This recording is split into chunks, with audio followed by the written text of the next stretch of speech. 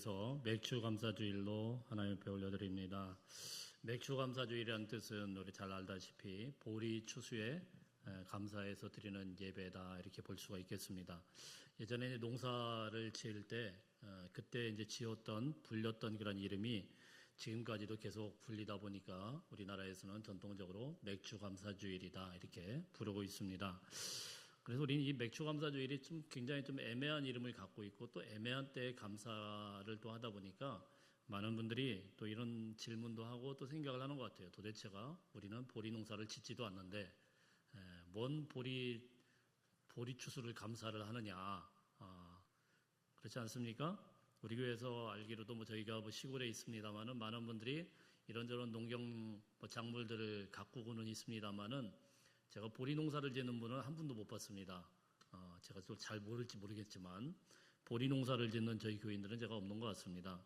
근데 이걸 굳이 맥주감사주일이라고 해서 없는 감사 짜내가면서 이렇게 또 이 여름에 꼭 드려야 된다고 하니까 도대체 이게 무슨 의미이고 도대체 이걸 어떻게 해야 되나 이런 생각들을 하셨을지도 모르겠습니다. 어쩌면은 오늘 이 여름에 7월 달에 하나님 앞에 드린 이 감사할 제목보다도 오히려 걱정거리가 더 많고 앞으로 또 어떻게 해야 될지 경제적인 어려움과 건강의 문제들과 많은 고민거리를 가지고 또 미래에 대한 어떤 염려를 가지고 이 자리에 나오신 분들이 계실 줄로 압니다. 감사를 하려고 해도 뭔가 감사의 제목들이 좀 있어야 감사를 하지 감사 제목들이 아무것도 없는데 억지로 쥐어짜듯이 감사를 하려고 하니까 또 추수감사주일이 있는데 왜 굳이 또 맥주감사주일을 해야 되는가 이런 질문들을 막 하다 보니까 실제로 한국교회 안에서도 지금 맥주감사주일을 드리지 않는 교회들이 꽤 많이 이제 늘어나고 있는 그런 추세인 것 같아요. 확실하진 않지만 제가 아는 교회들도 드리냐 그랬더니 안 합니다. 이런 분들이 몇 분이 있더라고요. 네, 여러분, 이 감사 주일이라서 우리가 딱히 감사하는 게 아니고 성경의 원리에 의하면 우리 잘 알다시피 하나님께서는 특별한 절기에만 감사하라는 것이 아니고 범사에 감사하라 이렇게 말씀을 하셨습니다. 감사라는 것은 어떤 형편이 좋아가지고 감사를 드리는 게 아닙니다. 우리가 뭐가 좀 나아져서 감사헌금을 드리는 게 아니에요. 하나님을 바라보는 믿음의 시선에서 우리가 드리는 최소한 고백이고 헌신이고 믿음의 결과라는 것입니다.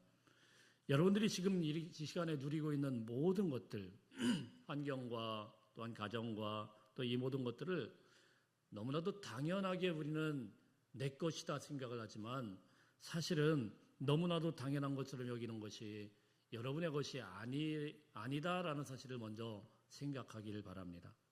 왜냐하면은 우리는 너무나도 당연하게 누리는 것들을 하나님께서 은혜를 주셔서 누리고 있는 거예요. 하나님께서 은혜 주시지 않았다고 하면은 그 모든 것들이 내 것이 아닐 수 있어요. 그래서 우리가 어떤 형편과 처지와 상관없이 하나님 앞에 감사하자라는 겁니다. 어떤 분들은 직장이 너무너무 싫어가지고 할 수만 있으면 때려치고 싶은 분들이 계실지 모르겠습니다. 제가 예전에 청년부 사역을 좀 오랫동안 할 때 아이들 중에 가끔 그런 애들이 있어요. 상담하러 와가지고 목사님 때려칠까요 말까요? 아니 지 장래를 왜 나한테 물어봐요? 때려칠까요 말까요? 너무너무 힘들다 이거죠. 예. 부모님한테 말씀드렸냐? 부모님한테 말씀드렸다가 엄청 혼나기만 했어요. 근데 때려치고 싶어요. 그런 아이를 저희 돌아가신 할머니께서 뭐라고 하냐면 호강에 지친 녀석이라고 그랬습니다.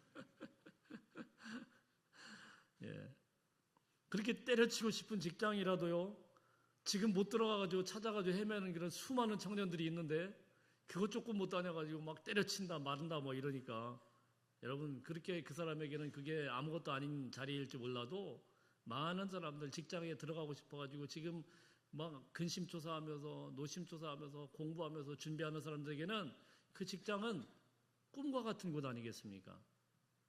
자녀들이 속을 썩이면은 많은 분들이 뭐라고 합니까? 아이고, 저놈의 자식 내가 괜히 낳았다. 쟤 낳느라고 그냥 미역국 먹은 거 내가 다 토해내버릴 것이다. 이러면서 이야기할지 모릅니다. 그러나 여러분, 지금도요, 결혼을 하셔가지고 오랫동안 아이를 갖고 싶어도 못 갖는 그런 사람들에게는 저 속 썩이는 자식이라도 하나 좀 있으면 너무너무 감사하겠다. 그게 꿈과 같은 이야기 아니겠어요? 예. 우리는 건강한 몸으로 지금 밥 3개 잘 먹고 이렇게 사는 것이 너무나도 당연하게 생각할지 모르겠습니다. 그러나 여러분, 병원에 한번 입원해가지고 먹고 싶은 거 못 먹고 한번 그 안에서 끔찍한 그런 시간을 견뎌본 사람들은 내가 지금 식사를 할 수 있다는 것이 얼마나 감사한지 몰라요. 사랑하는 성도 여러분, 우리가 진짜 감사를 배우는 것은 지금 가지고 있는 것에서 내가 얼마만큼 누리고 있는가, 또 부족한 것이 무엇인가, 이런 환경과 조건들을 보는 것이 아니고, 이것을 당연하게 여기는 것이 아니고, 이 가운데서도 하나님께서 은혜를 주셔서 지금 살고 있구나, 하나님께 근거해서 감사하게 되는 것입니다. 어떤 목사님이 그러시더라고요. 개처가 져가지고 교회를 이렇게 쭉 해오는데 너무너무 속상하고 지치고 힘들 때쯤에 병이 왔대요. 그래서 몇 개월 동안 강단에 못 서시게 된 거예요. 근데 교회에 뭐 할 일도 많은데 못 하게 된 거죠. 걱정이 많았대요. 내가 이게 몇 개월 동안 빨리 나와서 강단에 서야 되는데, 이 몇 개월 동안 그 생떼 같은 그 교인들을 놔두고 막 가서 병원에 입원해 있으니까 얼마나 마음이 안 좋겠어요.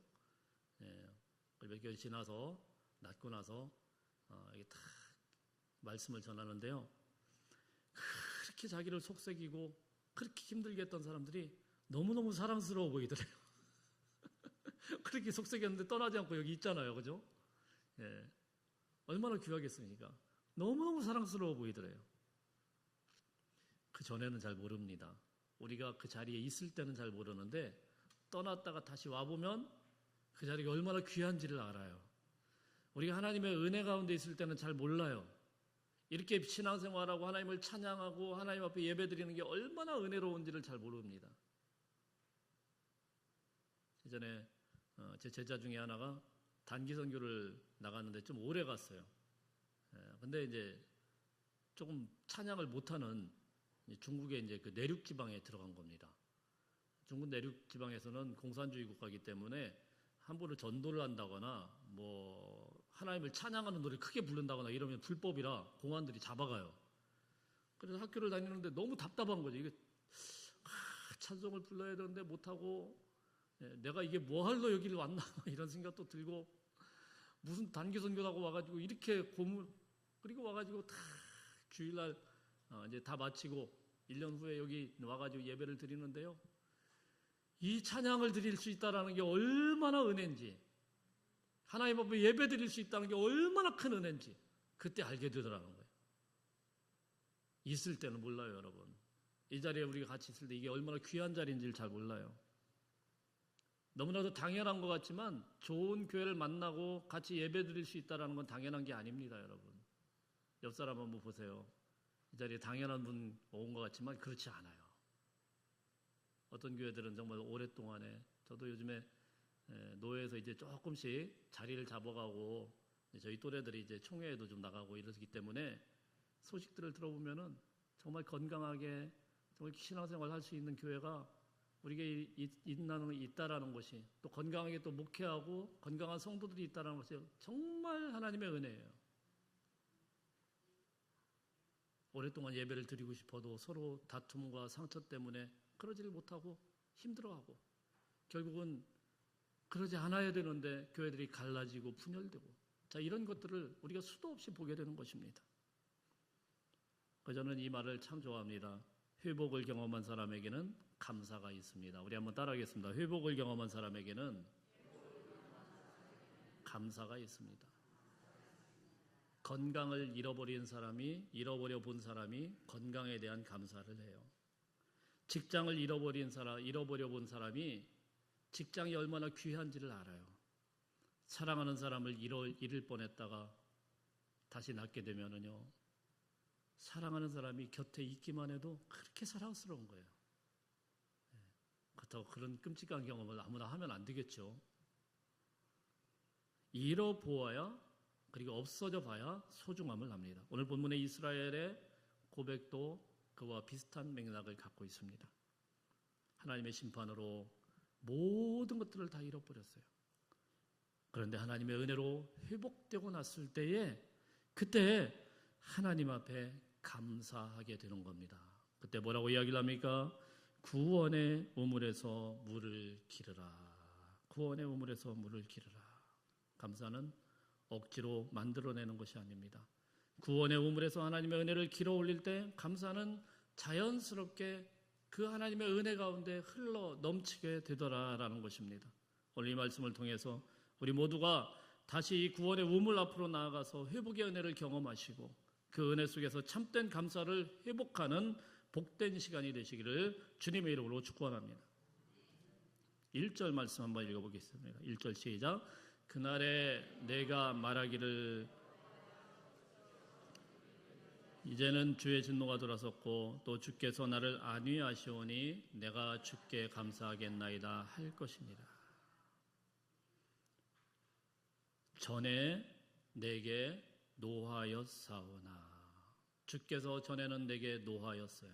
진노 중에 있었어요.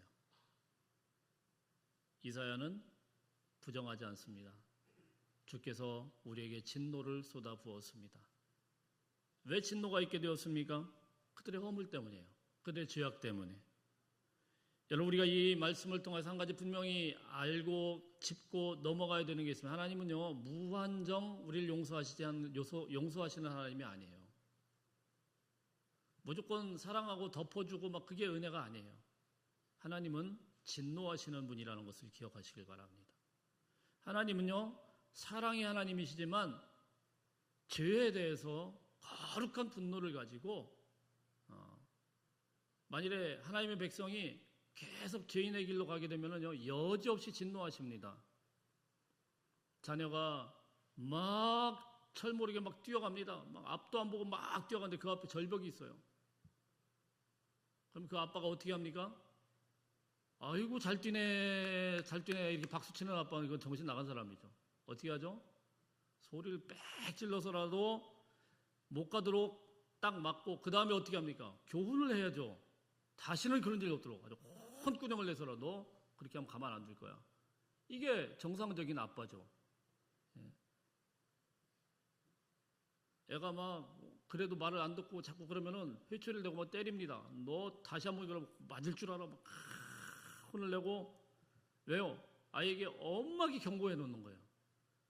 그거 내버려 두면은 진짜로 떨어져 죽으면 어떻게 합니까? 여러분, 그게 아빠의 사랑 아니겠어요? 아빠가 그 아이를 사랑하기 때문에 진노하고 벌을 내리는 거예요. 우리의 삶 속에서도 하나님은 가끔 하나님께서 이 진노의 회초리를 들고 우리를 치실 때가 있다라는 사실이에요. 그래서 때로는 우리에게 실패하게 하시고 무너지게 하시고 고난을 당하게 하시고 아프게 해서라도 멈추게 하는 거예요. 왜요? 경고예요, 경고. 만일에 계속 멋모르고 막 내가 잘났다고 내 스타일대로 막 나가면은 하나님 없이 막 뛰어다니다 보면은 어느 순간에 절벽에 완전히 떨어져 가지고 나락으로 떨어질 수가 있기 때문에 하나님께서 진노하시는 겁니다. 여러분, 하나님은 진노하시는 하나님인 것을 기억해야 됩니다.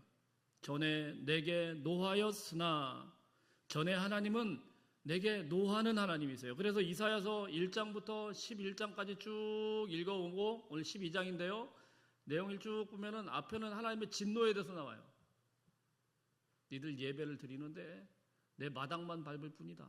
너희 죄가 주홍과 같았다. 막 이러면서 막 진노하시는 하나님이세요.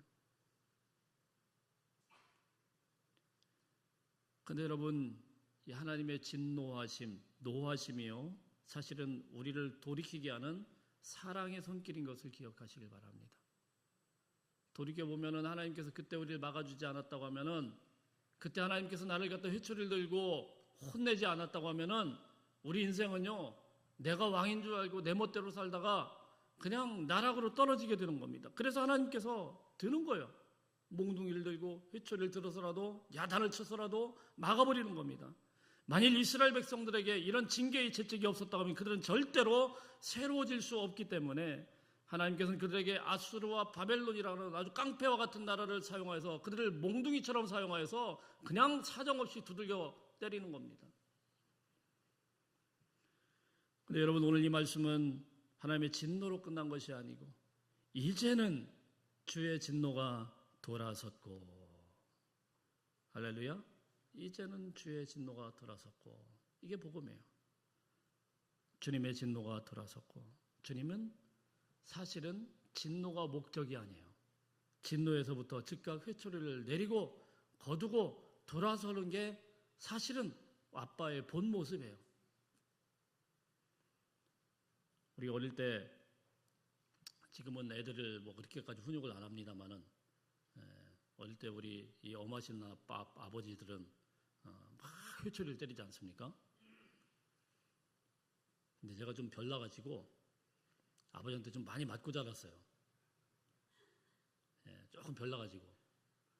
조금 호기심도 많고 하지 말라는 걸 자꾸 또 이렇게 하고 또 건들지 말라는 거 하다가 또 망치고 막 이래가지고 많이 얻어맞았거든요. 근데 이제 제가 이게 좀 그런 게 있잖아요. 아버지가 막 때리려고 할 때 제 동생은, 셋째는 똑같이 잘못을 저질렀는데 별로 안 혼나요. 이상하게 나만 혼나요. 이유가 뭔지 아세요? 뭘까요? 똑같이 잘못을 하는데 셋째는 안 혼나는데 저만 혼나요. 저만 그냥 엄청나게 얻어맞고. 왜 그러냐면요, 고집부리다 맞는 거예요. 고집부리다가. 아버지가 진짜 때리고 싶어서 때리겠습니까? 엄하게 이제 경고만 내리려고 할 때 그냥 셋째는요 딱 무릎을 꿇고 싹 그러니까 아빠가 때리려고 하다 웃어요. 근데 저는 어떻게 합니까? 때리시옵소서. 맞으면 혼나 보다. 엄마가 이제 하도 안쓰러우니까 야 이놈아 잘못했다고 끝까지 고집불통인 거죠. 그러니까 계속 얻어맞는 거예요. 하나님께서 우리 인생을 진짜 때리고 싶어서 때리는 게 아니에요. 조금이라도 덜 만드는 사람은 뭐 어떤 겁니까? 빨리 하나님 앞에 회개하는 거예요. 회개하기만 하면 하나님 어떻게 해요? 회초리 다 던져놔요. 다 내려놓는 거예요. 오늘 그 말씀하는 거예요. 이제는 전에는 내게 놓아졌으나 이제는 주의 진노가 돌아섰고. 왜요? 이제는 됐다 이거예요. 그의 백성들이 이제 뉘우치고 하나님께로 돌아오니까 하나님 회초리를 놓고, 그리고 어떻게 합니까? 주께서 나를 안위하시오니. 주님이 나를 이제 안아주세요. 품어주시는 거예요. 하나님은 징계를 징계의 목적으로 삼는 게 아니고 품어주시기 위해서, 그를 품고 하나님의 그 사랑을 확인하게 하기 위해서 징계를 하시는 거예요. 그러면 하나님 앞에 정말 복된 인생은 어떤 사람입니까? 잘 회개하는 사람입니다. 회개하고 하나님께 하나님의 품에 안기는 사람이 지혜로운 사람인 거예요. 안위하신다라는 것은 그냥 우리가 생각하는 대로 톡톡톡톡 어깨만 두들기고 그런 게 아니고요. 하나님께서 상처도 닦아주시고 눈물도 닦아주시고 그 다음에 힘을 주시는 겁니다. 힘을. 다시 일어날 수 있는 힘을 주시는 거예요. 하나님의 회복의 힘을 우리에게 주신다라는 거예요. 그리고 이 약속은 어디에서 이루어지게 됩니까? 주님의 십자가 사건에서 우리 온 인류에게 베풀어 주시는 하나님의 은혜인 것입니다. 성경은 우리의 존재에 대해서 분명하게 설명을 합니다. 우리는 본질상 진노의 자녀이었거늘. 우리는 하나님의 심판을 피할 수 없는 죄악 덩어리와 같은 그런 사람들입니다. 그런데 하나님께서 우리를 포기하지 않으셨고 우리가 당연히 받아야 될 진노를 독생자 예수 그리스도께서 대신 받게 하셨습니다. 예수님께서 십자가에서 하나님의 진노를 대신 담당하셨기 때문에 이제 예수 안에 있는 우리에게는 더 이상 정죄가 없다라고 선언을 하는 것입니다. 당연히 심판받아야 되는데 하나님의 한없는 용서가 선언되었습니다. 하나님의 진노와 하나님의 심판이 있어야 되는데 우리에게 화평이 임하게 되었습니다. 두려움의 자리가 하나님의 은혜로 가득 넘치게 된 것입니다. 그러므로 성도의 가장 큰 감사는 환경이 좋아졌기 때문이 아니고요. 뭔가 안 되던 것이 더 나아지고 사업이 잘 되고 형통하기 때문에, 건강하기 때문에, 물론 그것도 감사하죠. 그것 때문이 아니고 하나님과 원수되었던 우리가 십자가로 인해서 화목되었다는 사실, 하나님의 자녀로 입양되었다는 사실, 이것보다 더 큰 회복은 없는 것입니다.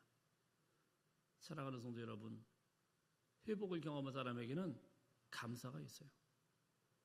하나님의 진노를 지나서 하나님의 품으로 돌아온 그런 사람, 심판을 지나서 십자가의 은혜를 경험한 사람, 용서를 받아본 사람만이 부를 수 있는 이 감사의 노래가 있습니다.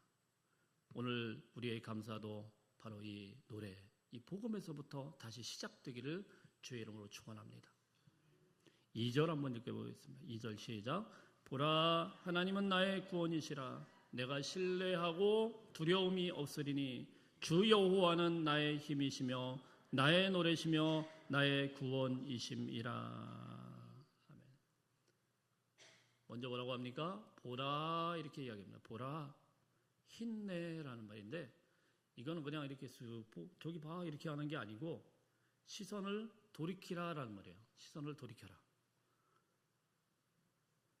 왜 우리가 감사가 사라지게 되었습니까? 그거는요, 시선이 향한 곳이 환경 쪽에, 세상 쪽에 계속 거기에 몰두해 있으니까 감사가 사라지는 거예요. 다시 감사하는 사람이 되려면 어떻게 합니까? 시선을 돌이켜서 하나님을 바라볼 때 감사가 회복되는 겁니다. 그래서 여러분, 우리가 왜 이렇게 감사가 자꾸 사라지느냐? 가만 보면은요, 하나님에 대한 묵상이 아니고 이런 것들을 자꾸 묵상할 때, 염려를 묵상하고 또 근심을 묵상하고 주님을 묵상하지 않고 뭐 세상을 막 묵상하고 이러면은요, 염려를 묵상하면 두려움이 커지게 되고 근심을 묵상하면 늘 걱정거리가 넘쳐나게 되고, 세상을 자꾸 묵상하면 늘 불안한 거예요. 그죠? 어떤 분들이 다 이렇게 불안하냐면요, 이 뉴스거리 자꾸 보는 사람들이 자꾸 불안해요. 우리나라 막 다 망하는 줄 알아요. 그 가짜뉴스 되게 많아요. 자꾸 뭐 이것저것 들으면 딱 자기가 좋아하는 게 이게 알고리즘으로 뜨거든요. 계속 그거 따라가는 거예요. 계속. 우리나라 당장 전쟁으로 끝나요. 내일 모레 다 끝난 거. 그렇게 됩니다. 막. 자꾸 그런 데 관심을 가지면요, 없던 불안도 생기는 거예요. 주님을 묵상할 수 있기를 주의 이름으로 축복합니다. 주님을 바라봐야 돼. 시선을 돌려서 주님을 바라보게 될 때, 그때 두려움도 사라지고 우리의 믿음도 자라나게 되고 평강과 위로가 넘쳐나게 되고, 주님께 돌이킬 때 우리 안에 주님이 주시는 한없는 은혜와 평강과 위로와 은혜가 넘치게 되는 줄로 믿습니다. 이사야는 보라라고 해요. 보라. 시선을 돌이켜라. 그리고 이렇게 고백을 합니다. 하나님은 나의 구원이시라. 우리 한번 따라하겠습니다. 하나님은 나의 구원이시라. 구원이라는 이 말이 예슈아라는 말인데, 우리 신약성경에서 예수라는 말이 똑같은 단어입니다. 예수님의 근거, 예수님은 뭡니까? 구원의 본체가 되시죠. 우리 구원의 근원이신 예수 그리스도를 모시고 살아가는 사람이라는 사실을 늘 마음속에 담고 품고 살아갈 수 있는 저와 여러분들 되시길 바랍니다. 그래서 여러분, 우리의 평안이라는 것은 환경에서 오는 게 아니고 주님으로부터 비롯되는 거예요. 우리의 담대함은 형편에서 오는 게 아니고 십자가에서부터 오는 거예요. 우리의 노래와 찬양은 성공에서부터 시작되는 게 아니고 예수님에서부터 시작된다는 사실입니다. 여러분 믿습니까? 하나님의 은혜 가운데 늘 거할 수 있기를 축복합니다. 그렇다면 어떻게 해야 하나님의 은혜를, 하나님의 그 구원의 은혜를, 이 감격을 늘 우리가 누리며 살 수 있을까? 우리 3절의 그 비결에 대해서 이야기를 하는데 3절 한번 읽어봅니다. 3절 시작. 그러므로 너희가 기쁨으로 구원의 우물들에서 물을 기르리로다. 구원하신 그 구원의 우물들에서 물을 기르리로다. 사막에서, 광야에서 우물이 없으면 사람은 죽어요. 우물은 그들의 생명과 직결된 것입니다. 하나님께서 우리의 이 세상 가운데 구원의 우물을 허락하셨대요. 우리가 마실 수 있는 구원의 우물을 허락하셨어요. 아주 중요한 영적인 원리가 오늘 말씀에 기록이 되어 있어요. 이 구원의 우물이 있는데, 문제는 뭐냐면은 우물이 있다고 그것이 갈증을 해결해 주는 건 아니에요. 무슨 말씀이냐면은 물이 있다고 그게 자체가 갈증을 해결되는 거 아니에요. 어떻게 해야 됩니까? 퍼마셔야 갈증이 해결이 되죠. 그래서 우물에 대해서 이야기를 한 겁니다. 이 주문지는 제가 잘 모르겠는데 제가 어릴 때 외할머님 댁에 딱 놀러 가면 그 집 바로 앞에 공동 우물이 있었습니다. 그거 아시죠? 거기 두레박이라고 끝내려가 이렇게 쭉 물 푸는 게 하나 있어요. 그걸 퍼가지고 뭐 빨래도 하고 뭐 물도 퍼가고 하는데 두레박으로 끌어올려야 그래야 물을 쓸 수가 있는 거예요. 안 끌어올리면 아무것도 아닙니다. 그거는 그냥 무시무시한 귀신 나오는 전설의 고향에 나오는 그런 우물밖에 안 되는 거예요. 길어 올려야 되는 거예요. 길어 올리는 수고와 애씀으로 그래서 그 물을 퍼 마시게 되는 거예요. 무슨 말씀이냐면 하나님께서 이 구원의 은혜를 여기다 넘치게 베풀어 주셨어요. 주일마다 하나님께서 막 은혜도 주시고 막 예배를 통해서 막 말씀도 주시고 막 그래 감사합니다. 받아 먹고 끝나면 안 됩니다. 무슨 말씀이에요? 계속 마셔야죠. 여러분 물을 일주일에 딱 한 번만 마시는 분 계시나요? 나는 일주일에 나는 가장 깐깐한 물만 마셔야 되겠어. 그래서 제일 좋은 물로 일주일에 한 병만 딱 마시고 평일은 이거는 다른 것들은 이건 저급수야. 나는 고급수만 마시는 아주 고급진 사람이니까 고급수만 마시고 이게 나쁜 물들은 나는 안 마시겠어. 그래서 일주일 동안 딱 금식을 하고 주일날만 와서 딱 마시고 혹시 그런 분 계시나요? 바보 같은 짓이죠. 물이 없으면 수돗물이라도 뭐 마셔야 되는 거예요. 우리 어떻게 정수기만 다 마셔요? 목말라 죽겠는데 수돗물이든 뭐든 그냥 물을 마셔야 되죠. 안 마시면 소용이 없어요. 무슨 말씀이냐면은 주일날 와가지고 하나님 앞에 예배를 드리면서 은혜 받아 감사합니다 할렐루야 활짝 웃고 나는 이 기분으로 살래 할렐루야 그래 내일부터는 아무것도 안 해 이 기분으로 살래. 그럼 얼마나 갈까요? 금방 목마른 거예요. 금방 배고파지는 거예요. 어느 집에 뭐 맛집이 있어요. 멀리 보니까 막 너무 맛있는 맛집이 있어요. 그래가지고 가가지고 막 배 터지게 막 먹었습니다. 그리고는 평일날에는 아무것도 안 먹을래. 나 그 맛을 유지하겠어. 그 맛과 향기 너무 좋았어. 그래가지고 평일날에는 집에 밥이 왜 이렇게 맛이 없어? 그러면 아무것도 안 먹어요. 그리고 일주일을 버텼어요. 혹시 그런 분 계십니까? 맛없어도 먹어야 되는 거예요. 맛없어도 먹어야 살지. 맛이 있든 없든 내가 살기 위해서 먹는 거예요. 살기 위해서 마시는 거예요.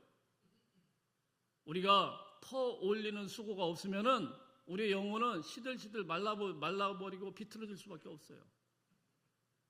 하나님 앞에 예배드리는 이 한 번의 예배도 중요하지만 매일 매 순간에서 하나님의 이 구원의 우물들을 퍼올리는 수고가 없이는 우리의 영혼은 건강해질 수가 없어요.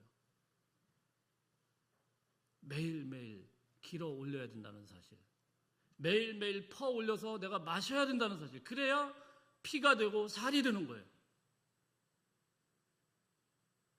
자, 오늘 말씀을 보면 뭐라고 합니까? 물을 어떻게 기르라고요? 기쁨으로 기르리라. 기쁨으로. 물 기르는 게 뭐가 기쁩니까? 사실은 안 기뻐요. 그런데 그 결과는 이 길어 보이지 않으면 모릅니다.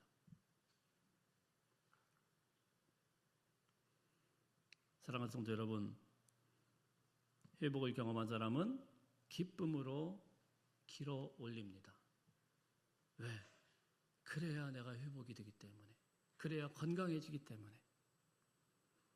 광야 같은 인생길에서도 하나님의 그 놀라운 은혜가 여러분들 가운데 계속 유지되기를 주의 이름으로 축복합니다. 4절 5절 한번 읽어볼까요? 4절 5절 시작. 그날에 너희가 또 말하기를 여호와께 감사하라. 그의 이름을 부르며 그의 행하심을 만국 중에 선포하며 그의 이름이 높다 하라. 여호와를 찬송할 것은 극히 아름다운 일을 하셨음이니 이를 온 땅에 알게 할지어다.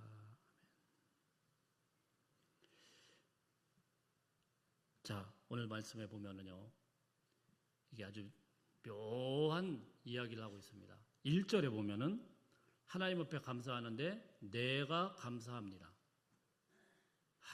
내가 그 전에는 죄인이었는데 이제는 내가 하나님 앞에 감사를 올려요. 회복이 된 거예요. 그 다음에 어떻게 합니까? 4절에 보면은 너희가 감사하라 이깁니다. 너희가 또 말하기를 여호와께 감사하라. 좀 확장해 주세요. 그 다음에 어떻게 하죠?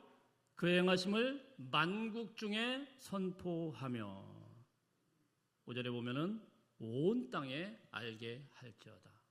나에서부터 너희로, 너희에서부터 만국으로, 만국에서부터 온 땅으로. 하나님의 은혜는, 하나님이 우리에게 주신 그런 감사는 흘러 넘쳐서 흘러 퍼져나가는 거예요. 넓어지는 거예요. 나 혼자만 가만히 감춘다고 되는 게 아니에요. 흘러가는 그런 물이 생명을 살리는 겁니다. 어떤 좋은 물도요, 가만히 가두어 놓으면 썩습니다. 교회는요, 은혜 받는 곳이 아니에요. 목사님 또 이상한 소리 한다. 은혜 받고 꼭꼭 숨겨서 저장하는 곳이 아니에요. 은혜 받을 만큼 흘러보내는 게 교회예요. 그래야 교회가 사는 거예요. 자꾸 흘려보내야 되는 거예요. 우리끼리만 좋아가지고 은혜 받고 할렐루야 할렐루야, 아, 집사님 행복하셔, 권사님 행복하셔, 막 이러고 살면 안 돼요. 이 은혜가 있다고 하면은 자꾸 밖으로 흘려보내야 돼요. 이거는요, 무슨 우리가 노력한다고 되는 게 아니고 하나님이 우리 마음속에 그런 마음을 주셔가지고 누르고 흐르고 넘치도록 채워줘서 흘러 넘쳐서 막 퍼져나가게 하는 거예요. 할렐루야. 하나님이 우리 안에 감사가 막 넘치도록 부어주시는 것이 있기를 주의 이름으로 축복합니다. 마치 이런 거예요. 내가 감당을 하고 내가 막 억지로 한다고 해서 그게 되는 게 아니에요. 어떤 부부가요, 둘이 맨날 싸우는 부부가 있어요. 티격태격 엄청 싸웁니다. 조금도 양보를 안 해요. 그래 밤새도록 싸우고 다음날 2차전으로 어제 못한 것 또 싸우자, 이런 부부인데, 어느 날 이 남편이 밖에서 스트레스를 잔뜩 받고 왔습니다. 엄청나게. 그래가지고 어디다가 이걸 풀지? 근데 집에 가서 이제 뭔가 걸리기만 해라. 걸리기만 하면 이제 너 죽고 나 죽는 거다, 이러면서 집을 딱 들어왔습니다. 그런데 그날 이상하게 싸움이 안 돼요. 왜 싸움이 안 되냐면 이 부인이 평소의 부인이 아니야. 이렇게 얘기를 하면은 이렇게 반응이 옛날 같으면 뭔데? 이래야 되는데, 그러셨어? 여보, 괜찮아. 다 받아주니까 이상하네. 오늘 이상하네. 싸움이 안 돼요. 무슨 일이 있었는지 아세요? 왜 싸움이 안 됐을까요? 그날 이 부인이 남편 몰래 2년 동안 계속 주식을 부어놓고 있었는데 이게 대박이 나버린 거야. 이게 진짜 대박이 나버린 거예요. 예. 요즘에 주식이 100%는 이익도 아니더만요. 몇백 프로 이렇게 갑자기 대박 나가지고 그걸 딱 깨가지고 지금 돈이 어느 날 갑자기 잔뜩 생긴 겁니다. 그러니 여러분, 남편이 와가지고 화가 나가지고 아무리 야단을 쳐도 싸움이 돼요, 안 돼요? 안 돼요. 그 머릿속에는 주식밖에 없어요. 할렐루야 할렐루야, 나는 주식이다, 주식 부자다. 네가 암만 쳐봐라, 나한테 싸움이 되나, 이러면 싸움이 안 돼요. 무슨 말씀이냐면 하나님께서 우리 마음 가운데 하나님의 은혜를 정말 포수와 같은 은혜를 막 부어주시잖아요. 싸움이 안 일어나요. 넘쳐나는 거예요. 그냥 막 넘쳐나는 거예요. 나로부터 너희에게, 너희로부터 온 세계에게, 온 땅을 향해서 넘치고 넘쳐는 거예요. 그래서 오늘 말씀을 가만 보면은 4절 5절에서 무려 6번에 거쳐서 하나님께서 명령을 하십니다. 감사해라, 그의 이름을 부르라, 그의 행하심을 선포하라, 그의 이름을 높이라, 찬송하라, 외쳐 부르라. 왜 이렇게 간절하게 말씀을 합니까? 구원의 감격이 너무너무 커가지고 더 이상은 침묵할 수 없기 때문입니다. 오늘 우리가 세상에 전해야 될 그 위대한 소식, 억지로 쥐어짜는 게 아니에요. 하나님이 우리에게 넘치도록 부어주시면 이게 흘러 넘쳐요. 그래서 여러분, 내가 은혜를 받아야 자식도 은혜로운 거예요. 내가 은혜가 많으니까 자꾸 너 신앙생활 똑바로 안 해! 이런다고 애가 드는 게 아니에요. 내가 하나님으로서 은혜가 충만하고 늘 넘치면은요, 자식도 은혜로워져요. 저 사람은 왜 똑바로 안 할까 이러지 말고 내가 하나님 앞에서 더 넘치는 은혜를 받기를 사모하기를 축복합니다. 말씀을 맺겠습니다. 사랑하는 성도 여러분, 오늘 우리가 이 감사가 너무나도 자기중심적으로만 되어서 내 환경만 바라보면서 뭐 감사할 거리가 있을 거 그런 거 찾지 마시고 우리의 시각을 바꿔서 하나님을 바라볼 수 있는 은혜가 있기를 축복합니다. 보라. 우리 하나님께서 초청하시죠. 보라, 하나님은 나의 구원이시라. 구원자이신 하나님께서 부어주시는 놀라운 은혜, 이 감사가 우리 마음속에 넘치고 흘러 넘쳐서 나로부터 우리 가정으로부터 이 지역에 있는 그런 많은 사람들이 또 온 세계를 향하여서 하나님의 놀라운 이름이 선포되고 전파되는 귀한 축복의 통로들로 쓰임받기를 주의 이름으로 축복합니다. 우리 같이 기도하겠습니다. 하나님 아버지, 고맙습니다. 오늘 우리는 세상의 삶의 거친 광야 속에서 여러 가지로 없는 결핍과 염려에 눈이 멀어서 하나님이 이미 부어주신 구원의 은혜와 하나님이 함께하신 영원한 축복들을 당연하게 여기며 불평했습니다. 하나님 아버지, 저희를 불쌍히 여겨주시고 진정한 감사는 우리의 환경에 있는 것이 아니고 그 너머에 하나님께서 우리를 향한 애끓는 사랑을 가지고 십자가 보혈 우리를 대속하사 본질상 진노의 자녀에서 하나님의 자녀로 삼아주신 그 영원한 구원의 은혜가 있음을 기억해내게 하여 주옵소서. 우리로 하여금 겉도는 예배를 멈추게 하시고 날마다 기쁨으로 말씀과 기도의 두레박을 내려 구원의 우물들에서 생수를 길어 올리는 영적인 활력을 회복시켜 주시옵소서. 그래서 우리의 삶이 상처와 무너짐을 극복하고 예수의 이름으로 다시 일어나서 주님의 살아계심을 만국 가운데 선포하는 증인의 삶이 되게 하여 주옵소서.